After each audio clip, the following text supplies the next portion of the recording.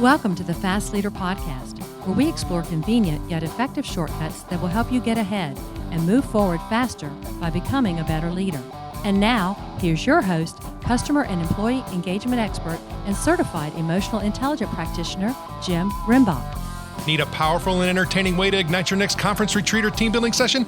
My keynotes don't include magic, but they do have the power to help your attendees take a leap forward by putting emotional intelligence into their employee engagement, and customer-centric leadership practices. So bring the infotainment creativity of the Fast Leader Show to your next event, and I'll help your attendees get over the hump now. Go to beyondmorale.com/speaking to learn more.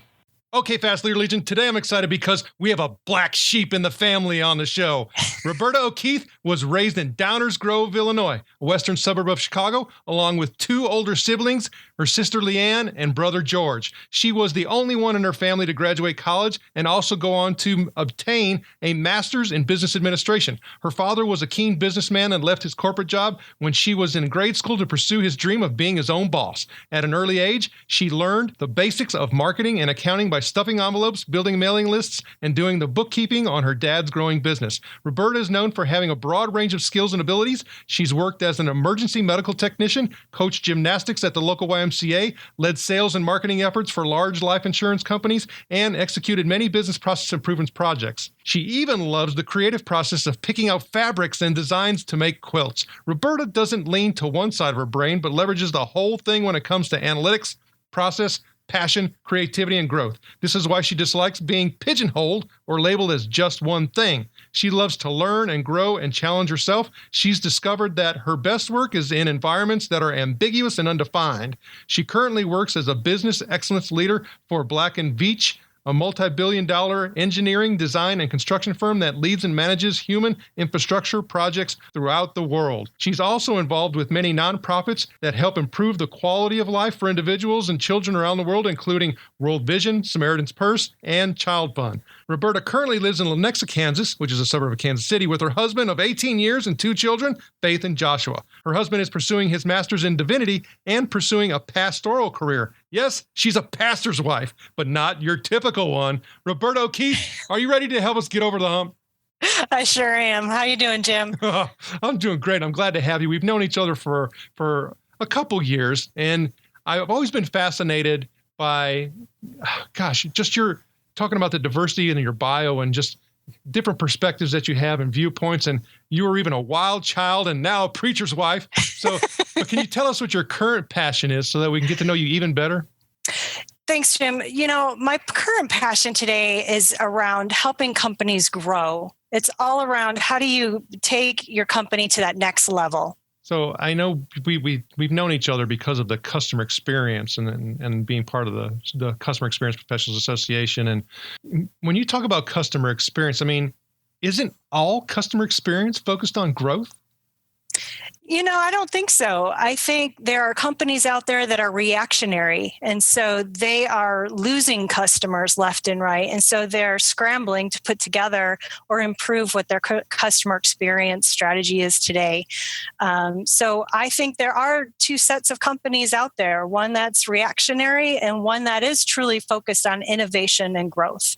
Okay, so that's really interesting. So well, just talk about it from a consultancy perspective, right? If I'm looking at two different types of organizations and they're looking for someone to come in and support and help their transformation, transition, and help improve the processes associated with customer experience. I mean, how can you determine which one is which? Because oftentimes they'll say the same things, right? We want to grow. We want to be better than our competition. We want to provide the best service. I mean, we hear the same general statements from everyone, but yet there's only so many, the top, poster, companies for customer experience out there. What's the difference?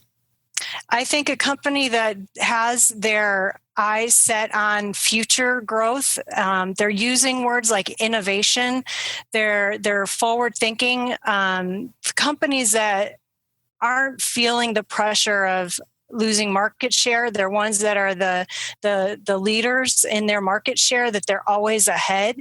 Those are the companies that are the ones that I think have the greatest opportunity to improve because of their their drive and their determination, and also their forward thinking. A lot of companies that struggle in this area that are not so forward thinking, they're not willing to take the risks that sometimes you need to take when developing a CX strategy or to implement and execute some of those strategies. And that's key. I think what their risk tolerance is definitely an indicator of who I'd like to work with. Okay, that's very interesting. When I start, and thanks for sharing that, because when you started talking, I started thinking about something that I often talk a lot about, and that is mindset. Yep. There's a book that I've been recommending for years, and I mean, if anybody has kids, well, heck, it's not even just about kids anymore. I mean, it's the same thing with adults that you lead. A book called Mindset by Dr. Carol Dweck, and she talks about having a fixed mindset versus a growth mindset. And as you were explaining the difference between those two types of organizations, and they're focused on customer experience and how they view it, I started thinking of a fixed mindset with that company that doesn't want to take risks, that is fearful in their decision-making process and their action taking, thinking about what stop losing.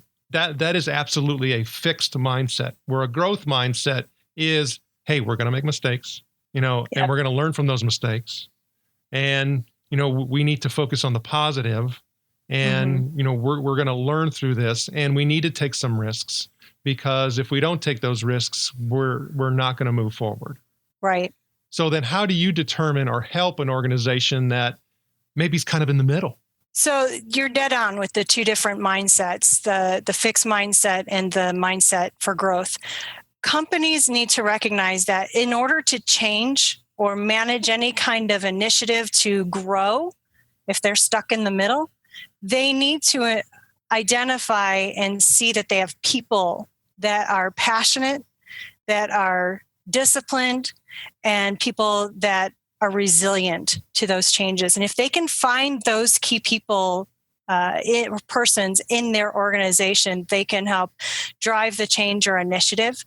It's very important to have. And I think from a business excellence structure or standpoint, this is where I come from, is that implementing a program around business excellence can help you drive the innovation and drive the changes needed to improve that customer's experience and take your company to that next level.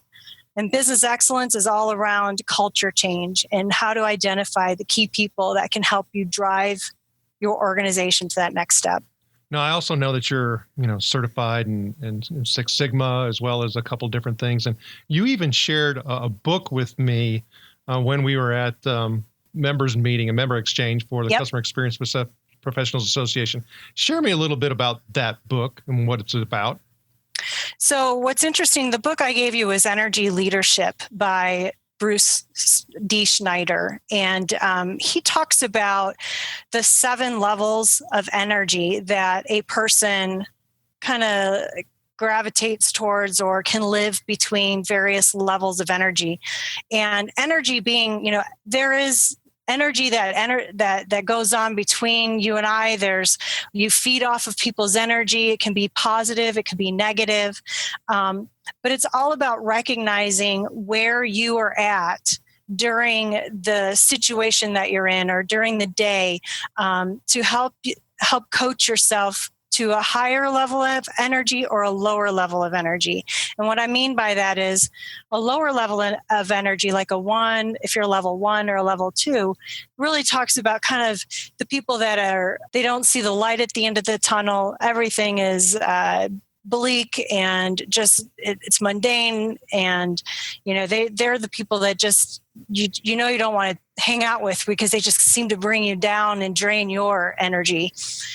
As you move up the various levels of energy is where you get more energized to, you problem solve, you're clear-minded, you're at a win-win mindset versus a I'm a victim mindset. And so this plays very much into corporations and companies who have maybe a employee engagement issue or culture issue that they're struggling with in order to help them get to the next level.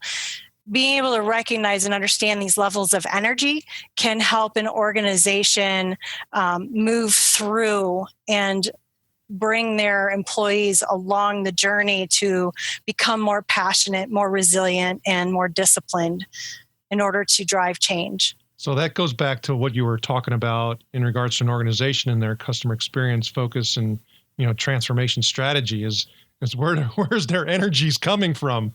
Exactly. And it's tough. Some people get discouraged. We all get discouraged, but recognizing where you're at on the spectrum, if you will, this book helps you identify kind of where you're at today and where you might want to be tomorrow or in the next hour. And so it helps you recognize what you can, what you think, what you do, and how you emotionally react so that you can move forward.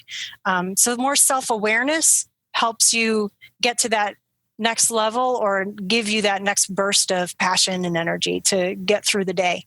So it definitely sounds like that's one of those books for CX folks that are trying to lead the transformation to have, in their library, so to speak. Because, I think being mindful, like you talked about the culture piece, you talked about, being in a insecure place as far as, where you are versus where you want to go, and being, really focused in on the positive energy to help you get down to the right path. Absolutely. And the book is really more of a story, so it's an easy read to understand how a current business owner is struggling with issues within his company and dealing with various personalities like we all have to deal with. And so it's a really good, easy read, and I think it's very insightful for anyone. Well, also we're talking a lot about, inspiration. Energy, like you were talking about, comes from quotes that we actually like on the Fast Leader Show. Is there a quote or two for you that you can share? One of my favorite quotes is, culture eats strategy for dinner and eats innovation for dessert. I think that's a great quote because you have to be very mindful of culture and how do you set the culture tone and how do you drive initiatives to help move your culture along through any growth or change initiative that you're facing. So when you start thinking about, we shared a little bit off mic, you're growing up and how your sister, was so much older and then your brother came along, and you even said that by the time you were born, your parents were kind of wore out. So you got to get away with things that maybe you otherwise wouldn't have. But, yep. We learn a lot, through our path and our journey of life. And, we have humps that we have to get over. And a lot of times we get a chance to, make course corrections and go off in a better direction. But is there a time where you had to get over the hump and it made a difference for you that you can share?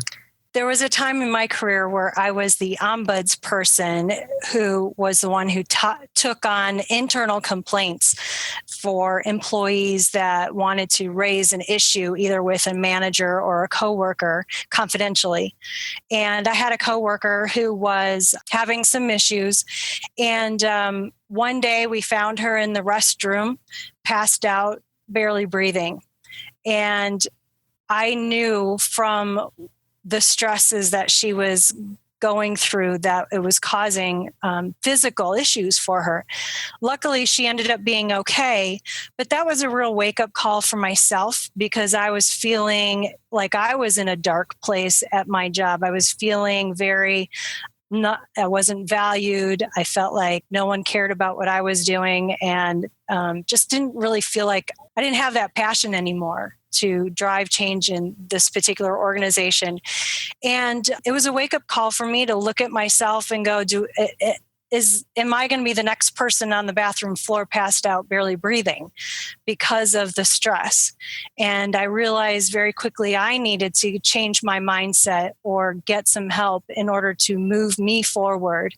And so I had to leave that particular toxic environment for my own mind's sake and for my health as well. And so I was able to get some coaching. Coaching helped me quite a bit. This is where I learned more about energy leadership. And it really helped me become more self-aware of how I was perceiving situations or perceiving, the job or task at hand, and how could I bring change? Because it all starts with me. It doesn't start with other people. The change starts with yourself. And how can you bring that passion and that resilience and that discipline to any project or any initiative? So I definitely learned a lot there, overcoming that obstacle. Thanks for sharing that. I know that, for many of us, it takes a long time to get to that, realization. And so many of us also don't have, I guess you'd say, like you were referring to the wake-up call of, finding a coworker, who's non-responsive, and in a critical situation. But, if you were to give somebody one piece of advice on if they started to feel those things, what would you tell them so that they didn't get to that point? Finding a support system, a support group, a person who you can share those things with, definitely. When I was working on a particular project and I wasn't feeling like I had the support at work with regards to driving some change around customer experience, I sought out other people that were like-minded outside the company through professional organizations to help me move along and know that I'm not the only one struggling with those issues at your company, and that I wasn't crazy, and that I can be a zealot for customer experience, and I have others that are zealots as well. But finding that support to really help you move forward is definitely some great advice. Well, I think, you bring up a really good point about the power of community. Mm-hmm. and that, oftentimes we think that the community that we are a part of is the community that, is part of the four walls that are surrounding us. And oftentimes we have to take a step outside of that to realize that the community is a lot bigger than we think it is. Yeah, absolutely. I think too, sometimes we think that if we stay in that four walls, we've got blinders on and we don't see any other opportunities out there or way of life that's different, in the corporate sense, if you will. And so when I left my job during that time, that was pretty difficult. I did leave my job on my own, and I sought out consulting work at that time because I really wanted to overcome the fear of being able to succeed. I was afraid that I couldn't succeed when I was in that role, and I was really scared. And I got to a point where, you know what, I'm going to take this leap of faith, and I'm going to trust in my own ability and trust in my own skill set that I can do what I've always dreamed about. And that was having my own consulting work and company. And I was able to do that. And boy, the world is so different when you're a consultant. And but I see how I could just bring so much value now to other companies instead of just those four walls and being so confined in those four walls. We talked off mic a lot about, direction and next stage and next phase. And, you talked about being independent, but now you're with, Black & Veatch, and I know you're happy there. But when you start thinking about all of these things, including, your husband going to become a pastor, what are some of your goals? My goal is to get my husband through seminary. He's got about 1.5 years left, and it's been a 4-year journey. So, some of the personal goals, I want to be able to give back. One of my goals is to really be able to feel that sense of accomplishment with others versus, I've climbed that corporate ladder. I've achieved the goals that I wanted to achieve from a corporate sense. And I've achieved, I think, personal success through my own company. Now it's more like, where can I help others achieve their goals? And where can I help companies achieve their growth plans or their goals as well? And the Fast Leader Legion wishes you the very best. Now, before we move on, let's get a quick word from our sponsor. The number one thing that contributes to customer loyalty is emotions. So move onward and upward faster by gaining significantly deeper insight and understanding of your customer journey and personas with emotional intelligence. With your empathy mapping workshop, you'll learn how to evoke and influence the right customer emotions that generate improved customer loyalty and reduce your cost to operate. Get over your emotional hump now by going to empathymapping.com to learn more. All right, here we go, Fast Leader Legion. It's time for the Hump Day Hoedown. Okay, Roberta, the Hump Day Hoedown is a part of our show where you give us good insights fast. So I'm going to ask you several questions, and your job is to give us robust yet rapid responses that are going to help us move onward and upward faster. Roberta O'Keith, are you ready to hoedown? I sure am. All right. So what do you think is holding you back from being an even better leader today? Fear.